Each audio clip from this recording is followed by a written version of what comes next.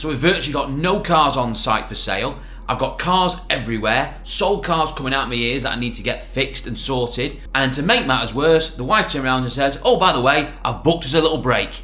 Brilliant. Absolutely brilliant.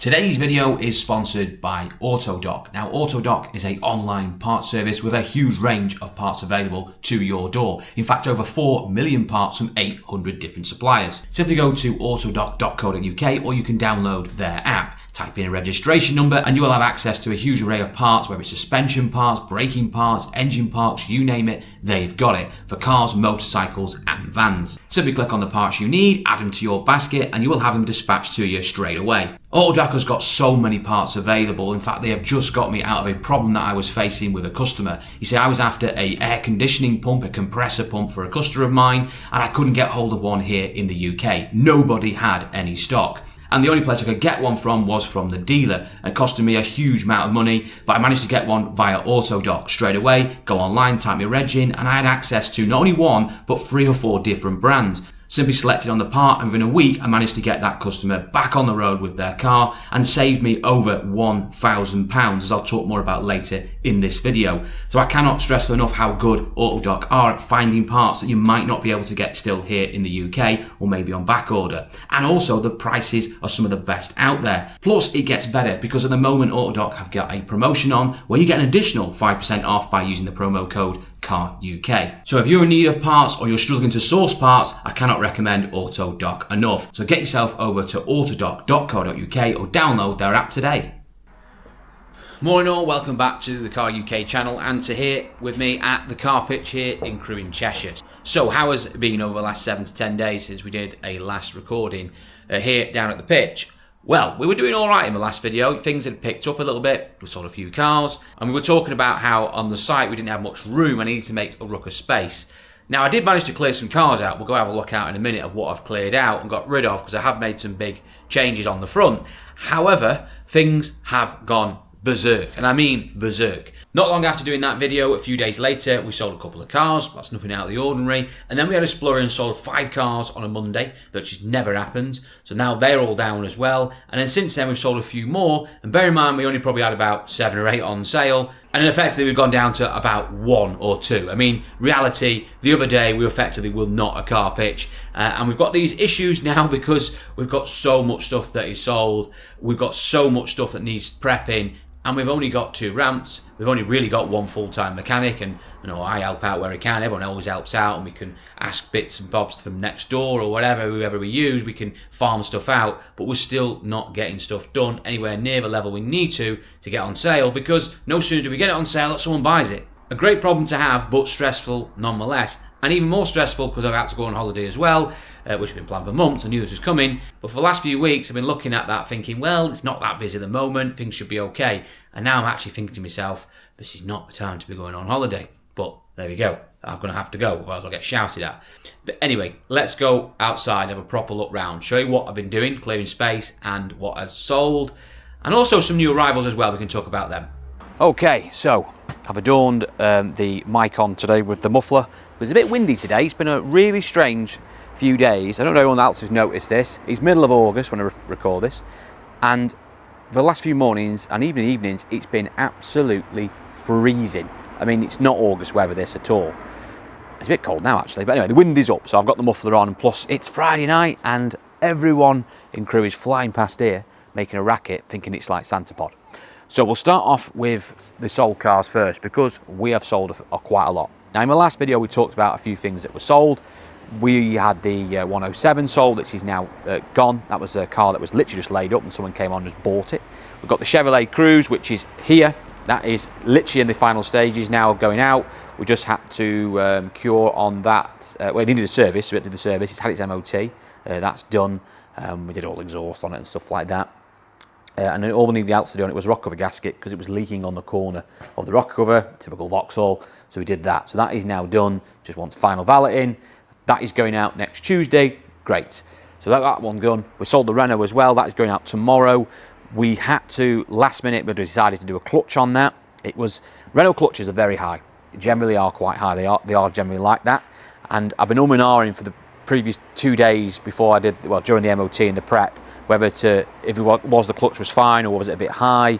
It wasn't slipping or anything. It just was naturally high, but they are like that. It's really difficult on these. And every time I went out, I'd drive it and I think, no, it's all right. And the next time you drive it, you think, no, it isn't. And then eventually I went on a proper run on it and decided actually that although it's probably you would get away with it, it is quite high, and you know, there was that risk that it could still be original, even though it has done about 80 or 90,000. So I just decided, you know what, we'll just do it. So I rang the customer and said, look, I'm going to do this. I'm going to do this clutch for you. I know you want to pick the car up X, but we're going to do it because I just don't want it to go wrong on you or start slipping in 6 months, make a difference. I'm not liable, but the point would be is that it's not the right thing to do, and it doesn't cost us really anything to do that, and I don't want to risk it going wrong in the interim period, because if it did go wrong in that period, I'll be liable anyway. So it just wants to do it. Obviously, the customer's really happy they're getting a free clutch. They're not going to say no, because it's probably saving them 500 quid taking it to a garage to have done. So anyway, new clutch in. They weren't dear, they're about 90 quid, these clutch kits are for these. And when we took it out, it actually had the original clutch in it, and it was really worn as well. It wasn't slipping, but it was the original clutch. So it was a good call, and now you can you straight away, you know the bike's perfect. It's exactly where it should be. They are high anyway, but it's right now. So I'm chuffed we did that, although it did cause a massive problem to the schedule getting other stuff out. It put us behind. That's basically in effect, it put us behind. But anyway, that's going out tomorrow, so that's good. We've also then, what else have we sold, which we've talked about with Sportage, we've sorted that out now. That is getting the final stage now. Once the wheel's doing, that's an ongoing one, that one, as we know. But then we always had sold a ruck of stuff since then. So we've now also sold as well the Ford Focus. So this is one of the ones we sold first. We sold a Ford Focus. I think they all sold like 5 in one day. This is one of them anyway. The Focus, this is 1.6 petrol, Mark III Focus we had in, bought it from Central Car Auctions, lovely, lovely thing. Subscribers bought it, and I think it's going down London way. Perfect car for London. Drive, beautiful leaves, 1.6 petrol, ULEZ compliant, good engine, superb. So, like I said, in the last update video, we were doing some stuff on the tyres on the back. It's now back on its feet. It's had an MOT, been serviced. Just wants a few little knick-knacks on it, wants a full service kit on it, rock cover gasket, just usual things like that. We've had the part for the belt as well, cam belt, that's been previously done, so we're chuffed with that. We don't got to worry about that one. It's been well looked after with really good history, so we're pleased with that. Yeah, that's it. So we've got that one out next week. So that's one we knocked off and sold. We've also sold the Mariva. Guy rang up over the phone. He bought that. I've got to get on with that. We have been slightly delayed with it because we've had so much in front of it, because that was probably the last of the bunch we sold. So he's about sounding awful. I mean, I don't say this because people are back of the queue like we're not important, but reality is we try and do things in order what we sold, unless they don't want the car for X many weeks.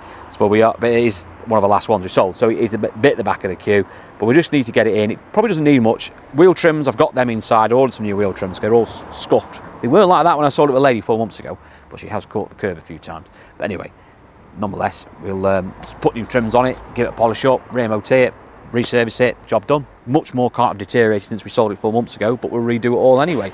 So a little 1850 car, cheapy, on a template, sold. We also have sold the Fiat 500. Again, a lady who has seen us online came down and has bought this. She's been looking at them for ages, and she decided in the end to buy one from us because she'd heard the reputation that we do quite a lot to these things, and we do. This one, if you remember, has had a new rear axle on it as well. I think we've got to put a clutch in this as well, so it's proper. Always had us over, but the person's going to get a good car at the end of it. He's obviously had paint and stuff like that on it, bits of trim bits, arms, all the usual sort of Fiat-y stuff. Be honest with you, this is one of the ones that has needed quite a lot of work and has cost us quite a bit. We're amazed actually, and I did the figures the other day, we will still actually come out of this with a profit. I mean, not a great one, but we will come out of it with a profit. So at the end of the day, a profit's a profit. It's a lot of work, but yeah, what else do you do? Sell it for a loss, just sell it and move on. It's the first one that really we've not had much, not the margin we would like to get out of one, should we say, but we've not lost money either. It's not the yellow Fiat 500 anyway, certainly not in that level, Jesus. But anyway, point being, it's going out a week on Saturday, so we've got a lot of time on that. That's going to get processed next week. I'm going to dig it out tomorrow actually and just go for another run in it, make sure everything's all good on it, and then get a list together for the guys to get on with next week. So we've sold the Fiat as well, which is good. We've also sold, I was thinking what else we got over there. We had the Hyundai i10, which it was over there, which is now inside. So the i10, I'll show you it now. Fiat 500. I'll talk to you about that in a minute, because we have seen that car before. We've got a little bit of a story on that one.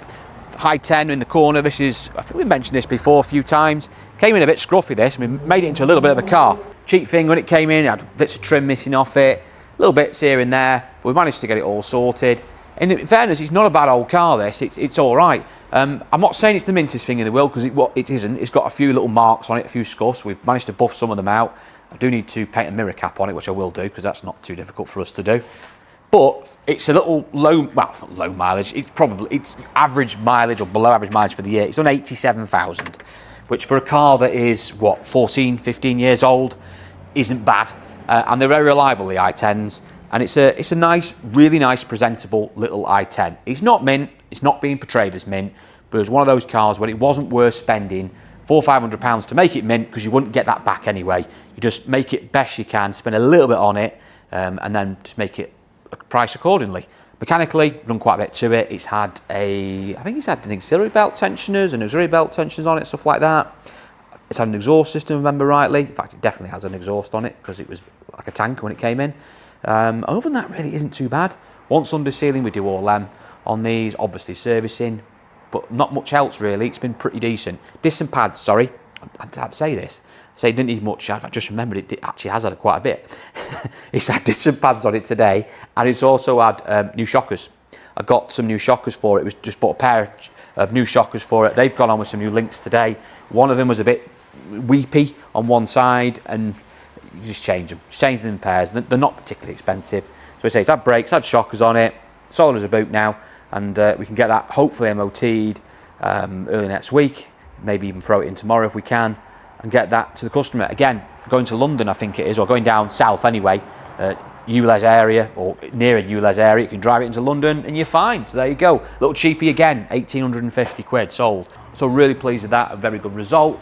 Moving on, next on the sale boards were Corsas, because really that's all we had left the other day. Corsas. We had this silver one, the SXI one.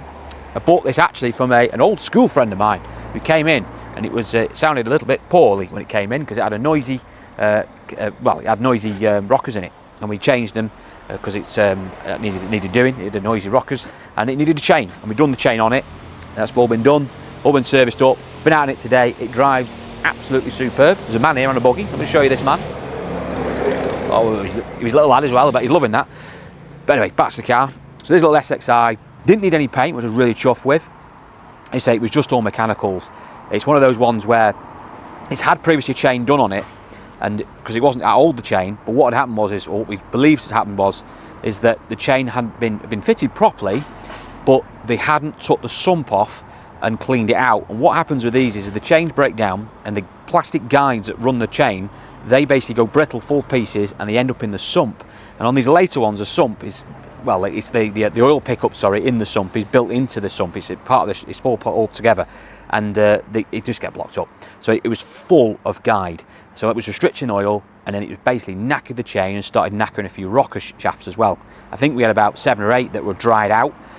Now, luckily, we managed to get it before it went too far, and took it all apart, put 16 new rockers in, because what's the point in putting 8 in? You might as well put a full whack in. So it's all been done, serviced, running like a brand new Corsa. So I'm really pleased with that. Went to ticket today, absolutely flew through, no issues there.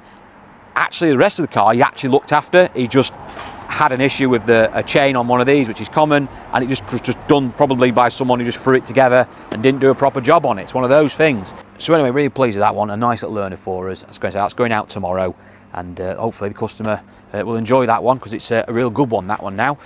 Now, other Corsa we sold was this one, a Corsa SRI. We sold this today actually.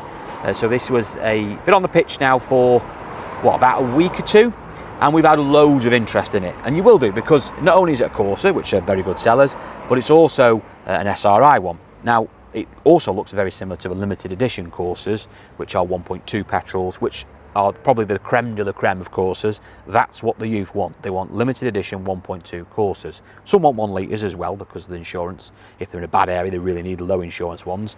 But if they can get away with 1.2, that's what they want, because they look the part. So everyone's coming on thinking this is a limited edition, because they look very similar. And then when they realise it's an SRI 1.4, and they're 18, 19 years old, they're not getting insured on it. So the amount of people who wanted to buy this car, but then when they find out it's a 1.4, can't afford the insurance. So it's been stuck here. So what it needed was someone a little bit older. So you need someone probably in the 20s, probably driving a few years, who wants a Corsa, who can then afford to insure it. We're waiting for that customer. And today that customer came on, and a lady came on with her dad. They had a look round it, went for a drive. Within 10 minutes they decided they were having it.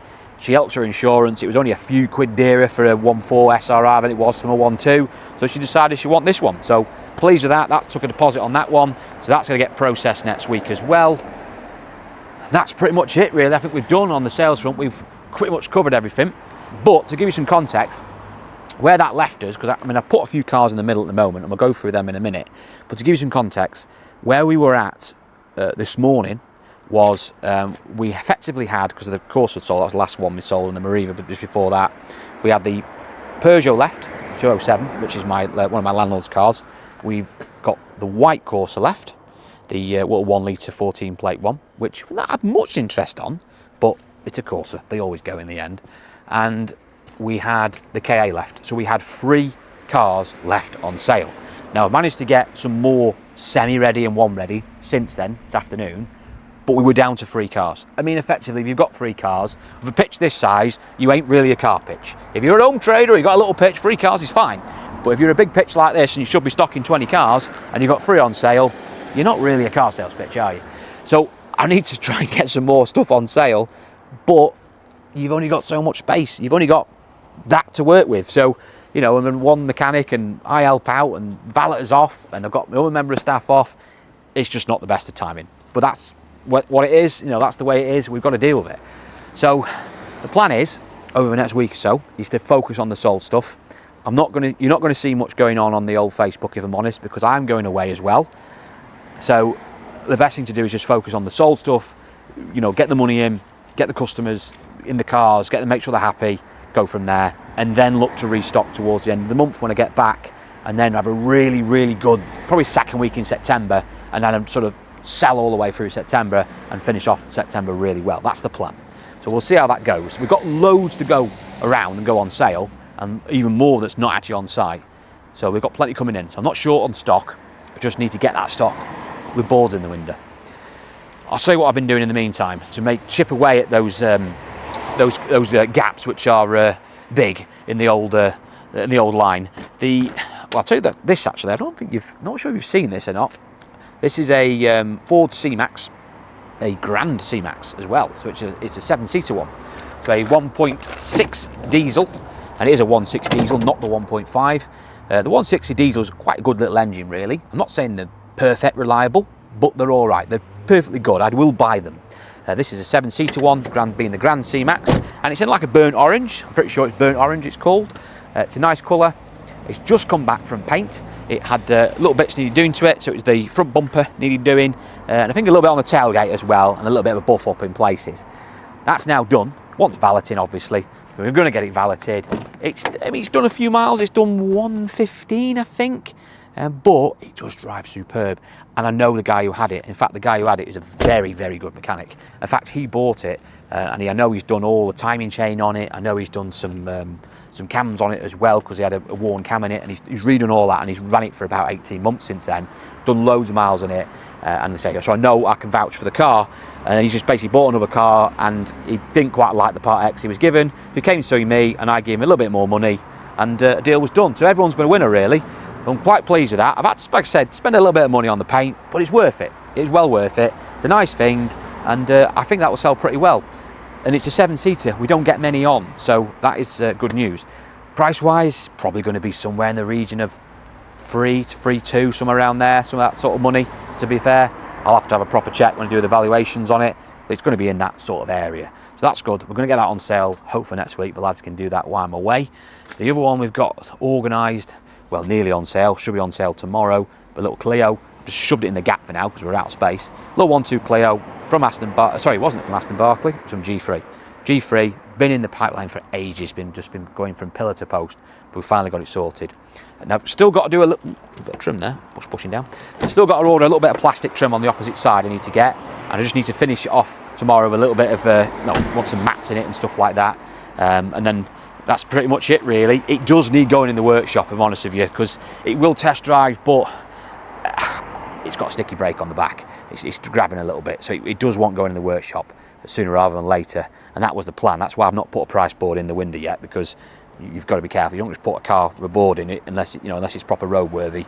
So the idea is just finish it off tomorrow, get it in, do the pre-checks on it, get them organised for Monday, Tuesday, and then we can physically advertise it properly once we've done that initial pre-work, and then anything else that's not as important, which we can do when we sell it, like the servicing or any, a tyre that's a bit worn that's still legal, you do that when you sell it.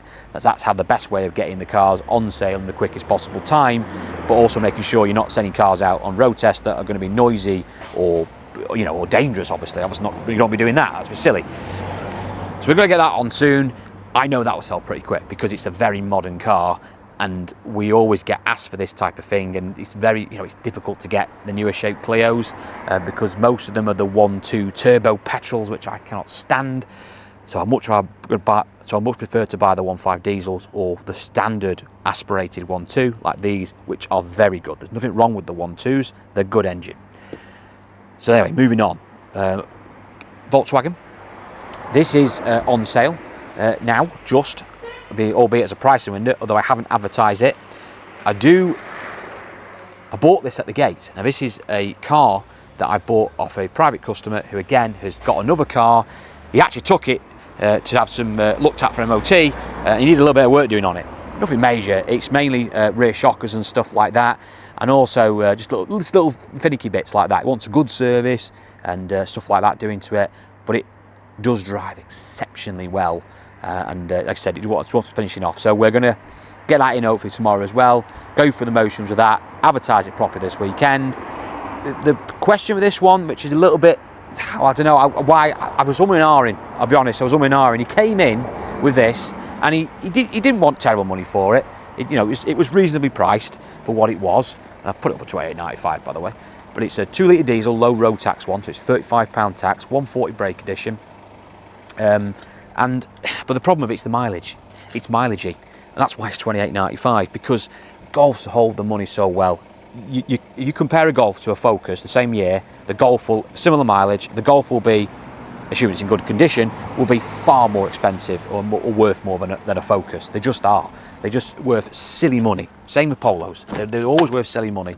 It's done 164,000 miles. Yes, I'll say that again for you. 164. However, it's had a clutch in it last year. We'll put a new cam belt and water pump on it, and it drives like a car that's done 64,000 miles. That's why I've gone on with it. And I don't get many of these on. And the last one I did have on, again had high mileage, and it didn't make any difference. People still bought it. Would I buy one with 164 personally? No, I'd probably spend another 1,500 quid on one that's done 90,000 miles.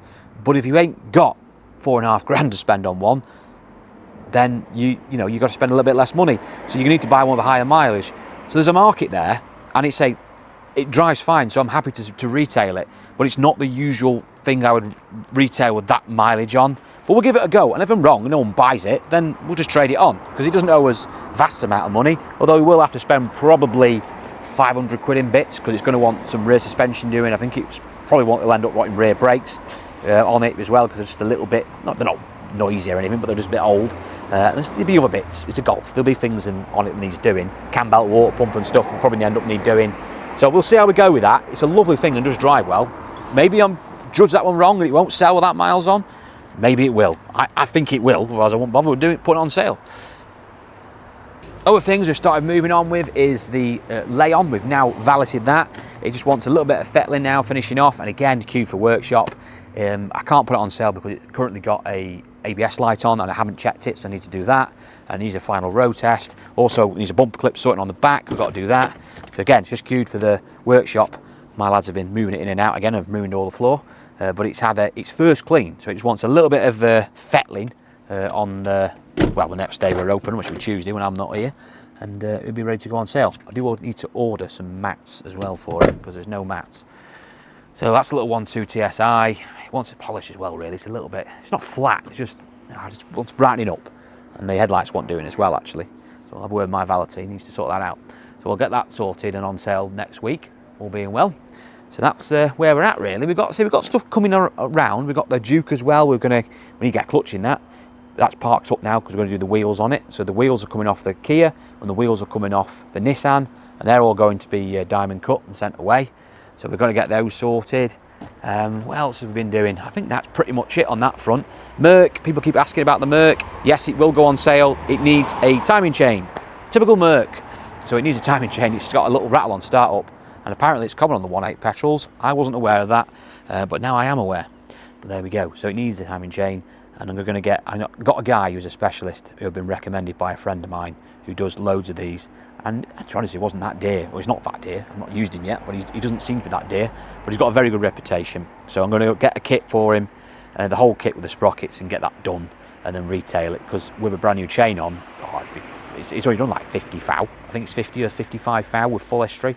So we'll see. We'll get that hopefully on sale. It won't be next week because I'm not going to be here, but in a couple of weeks. And again, dig out some more of these. I have got some stuff gone. The other Merc is gone in the corner. I got rid of some other bits as well. Some coursers and other scrappers are gone. I've also got rid of some other trade-ins as well.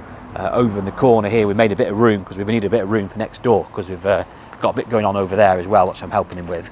But we've got the Seat Ibiza was in the corner, lying round. No hope with that. That's gone. We've got another Corsa that's gone. We've got a Focus also gone. We've traded quite a lot on, got them gone because they were never going to end up going on sale, and they're just getting queued up. So we decided to get rid of them. Some we made a little profit on, some we made a loss on. But overall, we've probably come out with our trousers on roughly. So it's not the end of the world. We've created a bit of space because we need a bit of space over this side because we've got, like I said, a few bits on. We're doing outside of the usual stuff here. Yes, that's pretty much it on the old sales front. I've had a few issues this week. One of them I'm going to do a video on to do with a Mini, which I'll talk about in a few days, which has been a bit of a problem, should we say, and I've had bad luck with it. You know which Mini I'm on about. And the other warranty, well, I've had a couple of warranties actually. I've done a few warranty claims, but I'll talk more about that in the Mini video, about my warranty claims as a whole. But one that wasn't really, it is a warranty claim, but it's not really a serious warranty claim, was this Fiat 500L. You remember the Fiat 500L? We actually did a video on this when we bought it from Aston Barclay. Lovely, lovely thing, 1.6 diesel. But I've got to go inside because it's getting a bit windy now and it's getting a bit cold as well. And there is a funny story behind this as well, because I had a quote from a garage for this, which you will not believe in reality of how cheap it actually costs to fix. Right, to talk to you about this Fiat 500L. Now, as I mentioned a few seconds ago, you remember this car? We had it on the channel about a couple of months ago, and we bought it from Aston Barclay. Lovely thing. Got in the workshop. They had to do a bit to it, a bit of paint. We had to do a bit of paint on an arch, remember? I think it had tyres, and it also had a clutch as well. The clutch, it was very heavy, the clutch. And a few little bits and bobs as well, gear linkages and some other things. So we did all that, and the customer took it away. Great. But I think it was day 2 or 3, he rang me up and said, Lee, because he was a subscriber, and obviously that's why he came to us, because he'd seen what we'd been doing. And he said, look, love the car, but the aircon's not working. Now, we'd actually had taken the car to have the aircon done, which was a bit of a surprise to us. It wasn't working because we actually went around the corner, had it done, because we don't do it in-house aircon because it's just a faff, and we haven't got the room for the machines, and you have to go on the courses and all sorts. So we'd get it done around the corner. It's cheap anyway. So we had it done, and it was working. In fairness, it actually did take a while to work because it hadn't been used in ages, but they did manage to get it working, and it was blowing out cold air. But it didn't last very long because a couple of days later, it obviously had stopped. So then we're starting to worry and think, well, is it leaking? That's the obvious thing. But they'd done a leak check and it wasn't leaking. So it could be that. Maybe it got worse, we took it away, but something wasn't right. The problem was at the time when the customer rang us, and the customer's been brilliant, by the way. This is not a slate of the customer. He is superb. The issue I had was just we were dead busy. And in fairness, the customer wasn't a million miles away, so we could have probably got him back. He's only about 20, 30 miles away. But I just thought, do you know what? We don't specialise in aircon, and we don't really work on it. And to take a part off, you need to take off a dryer or a condenser or something like that, or a compressor. You've got to drain the system again. So you'd be very better off to take it to someone who does aircon locally. Say, look, do some proper diagnosis on this. What's wrong with it? Give us a quote, and if it's okay, we'll pay the bill. So I got him to do it locally. He went to see a garage, and they came back with a quote. And when I got the quote, I was almost like fell out into my chair because I couldn't believe how much they were quoting me. They actually, in fact, I've got the quote here. Let me find it. Here we go. So the actual quote for this job was £1,966.18 to change a faulty aircon pump, or compressor, we'd call that. It was faulty. It was intermittently working, and basically by now it was pretty much packed up. So the part itself was nearly like 1,400 quid plus VAT, and then there was a bit of labour on top and regassing and stuff like that. So yeah, huge amount of money for the part. That was the real main problem with this bill. The labour was slightly more than what I would pay, but I would have paid it if the compressor was at a reasonable price. So I said, look, I'm not paying that. We're not paying £2,000 out, and the customer knew straight away that I wasn't going to be paying £2,000 out. Even he knew that it was too dear. So we need to come up with a solution. So I need to basically just get it back in, and I'm going to have to probably do it myself or have a word with some other company and find a way to get a new compressor fitted and get it sorted for the customer. But before we do that, we need the part. We need a compressor, because without that, everything else is immaterial. The problem is trying to get hold of one. We rang every motor factor possible who we use, and no one had a compressor available. They had listings, they had part numbers, but no stock. Everything was on back order. The only people who had any stock were Fiat, and they again was a slight back order on them of a couple of weeks, but they could get them. They knew they were coming in. But this is the problem. They were quoting silly money like this quote here, where 1,400 quid plus VAT. So that's not really an option either, because it's just not viable to do. So what do? We can't get any online either. We've been on eBay, no listings there other than second hand. I don't want to go to Fiat and spend that much money on an air compressor. It's just, if that's going to be an issue, unfortunately we're just better off just probably just having the car back. However, I then remembered, obviously, we've got our good friends at Autodoc, who you probably saw at the beginning of this video, and they did have stock. Now, Autodoc are actually based outside of the UK, but deliver in the UK, you get your parts usually within sort of 5 to 7 days, and they have, but the point being, they have a massive outlet of parts companies across Europe, so they've got a huge range available. So you can find a part in there, you can put a part in, and you won't just find one, you'll find different brands. You'll find 20 different brands of the same, making the same part. So I popped the old reg in for the Fiat on the autodoc.co.uk, and within a few seconds I had about 5 or 6 options, if I remember rightly, all offering air compressors from major brands like Nissan and Lucas as well. I managed to find a compressor for about £204, I think it was, obviously plus a few bits and bobs on top to get it here, but just over 200 quid. A massive difference in compared to obviously going to Fiat. Now obviously it's a genuine part from Fiat, an aftermarket one's going to be cheaper obviously, but that is a big saving. And like I said, I couldn't get anything in the UK locally. There was nothing available brand new, so they did save my bacon on this occasion. The part arrived, it came in about 5-6 days it took to get here. Been fitted on now today, and it's running absolutely perfect. It is beautiful, lovely and cold in there, so I'm really pleased with that, because we've got the customer back on the road. And the labour side, so remember I said £2,000, that quote was, or just shy of £2,000, and with the labour and the part on it. The actual cost for us to have that compressor fitted and have it all reconned and done cost £66.67. So it's 80 quid. In fact, I have the receipt here from the garage around the corner who did it for us. 80 quid, including the VAT, but it's going to cost me about 66 because obviously I get my VAT back. So £66 to fix this man's aircon, like I said, against a £2,000 quote, and obviously the compressor. So we're about 300 quid. So we've saved nearly £1,700 by getting it back and doing it ourselves, or getting it back and managing the process of getting it fixed by getting hold of the part and letting someone else do it. That is how much money you can save by being hands-on in this business.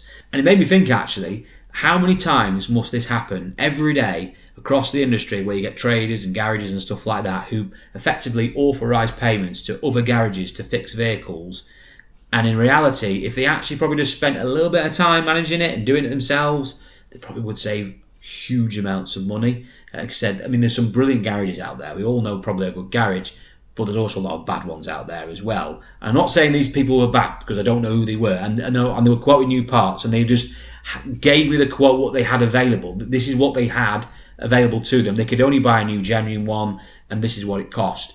But obviously they're just going to ring up locally who they can speak to, and if they can't get one locally, they go to the main agent. If they can get one, they'll quote for that.